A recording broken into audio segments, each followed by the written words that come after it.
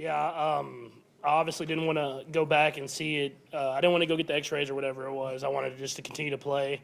I told him I would do it at halftime, but Coach, I mean, in the best interest of me, he made me go back there and get that X-ray before he put me back in the game. And for a while, I thought I could get and play through it. And then he said, "I'm not putting you back in, so you might as well go get the X-ray. And then if it's negative or whatever, I'll put you back in." So I ran back there, got the X-ray, and was able to finish the game.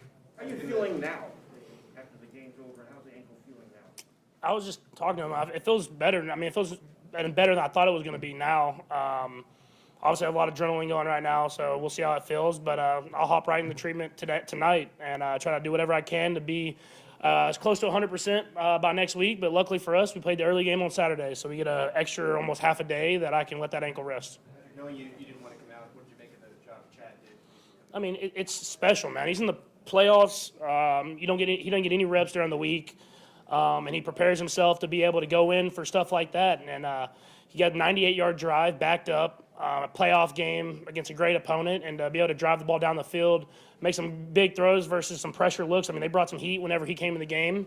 And he made some big throws and was able to get us into the end zone. And that was a big point in the game because that gave me the ability to kind of come back and rest and wait till halftime until we kind of retaped and did everything we could to get me ready to go in the second half.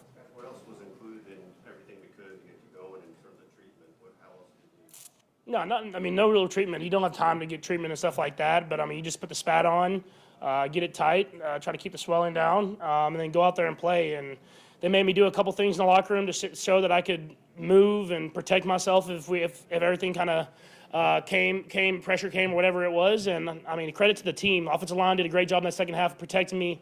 I got the ball in my hands quickly, and guys made plays. But it's a team sport for a reason, and guys stepped up around me. How do you work with your footwork? Obviously, you had to do some things differently, right? And what is that, conscious, or it just jumping off the other foot, and all those things? How do you process that? Yeah, you just got to be a competitor at the end of the day. I mean, not all things are going to be perfect. You have to find a way to make stuff happen. Obviously, I missed some throws. I probably think I could have made if I would have been in the right foot position, but luckily for me, I'm not in the right foot position all the time, so I'm able to make some throws like that anyways. Patrick, I know you have a high tolerance for pain. How much more are you able to take? And then, did you ever feel like you might have put the team in jeopardy with you coming back in early? I mean, I'm not coming out of a playoff game unless they take me out, and so I'm just going to play. I love this sport too much. I love this game. I love playing with my teammates and being able to go out there and enjoy it together. And we prepare all year to be in the playoffs and to play in these games. And I'm glad that I was able to get back in the game. And I mean, it's something that I just love competing in this sport. And pain is pain, and you have to deal with it either way. And it seems to say a number. This is your fifth straight AFC championship. I don't think any quarterback in the history of the league has played consecutively in that many since they've been started. What's that mean for you in this organization? Yeah, I mean, it's a credit to the team I have around me, the coaches I have around me, and the organization in general. I mean, we prepare ourselves every year from training camp in St. Joe's, Missouri to be here, but it takes a day-by-day process, and I think the coaches preach that, the players do that, and the organization around us supports us in that mission. And so we just try to do whatever we can to be in this position to get to this AFC Championship game, and then now we'll find a way to get to the Super Bowl, and that's going to take a great week of preparation and practice. Patrick, you touched on this a minute ago, but how much do you feel like the injury affected you in the second half after you came back? There was just a couple throws here and there where I tried to plant off that foot, and it didn't let me kind of plant like I usually do. And so a couple throws I didn't make. I told Coach I want to still throw it downfield, and so we were able to make some throws there after the first few drives, and I think he got a little confidence that I could protect myself. And so credit to our defense, man, holding us in that game, especially after the start of that second half when I wasn't able to get stuff going. So they held us in that game, made some big plays at the end, and we were able to score enough points to win.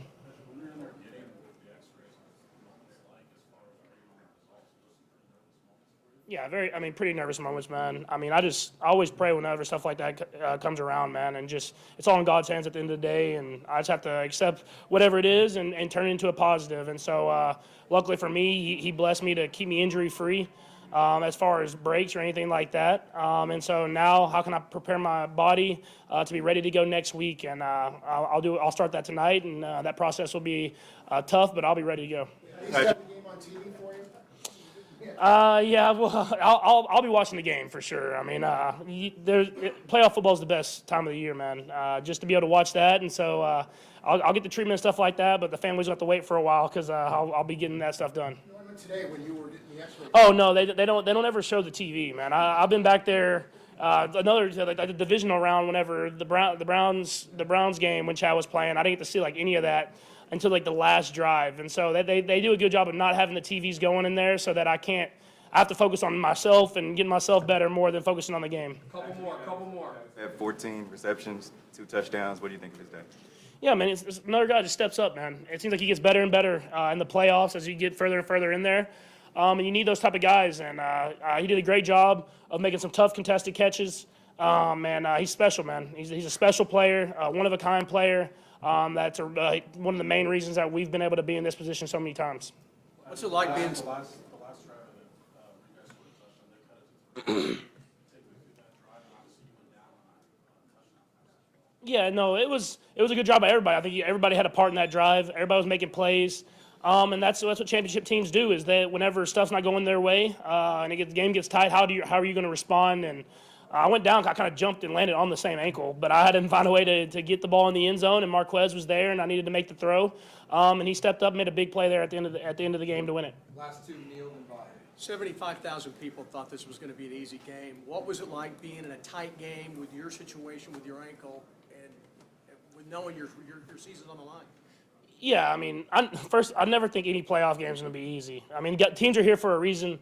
And even if they are surprised in a sense or whatever it is, they're here for a reason. They have the confidence that it's going to be a great game. If you look at wild card weekend or really the playoffs in general the last few years, every game seems like it's a one-score game.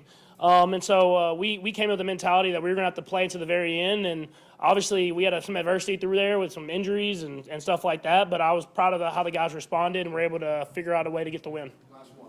Patrick, this is probably hard to separate, but how much do you feel like your urgency to get back in was, I got to play, and how much as a signal to your teammates, like, galvanize them? Yeah, I mean, obviously you want to play. I mean, you just want to play because you've built that time from St. Joe. You've spent this time with your teammates and built up for this moment, and so you don't want to let guys down or whatever it is. You want to be in the game and be able to go out there and show off what you've worked for. But I don't think it really was anything for the team because the team has so much belief in Chad, and he's done it before. He's won divisional games by coming in and playing. And so they had so much belief in Chad, and you saw it in that 98-yard drive.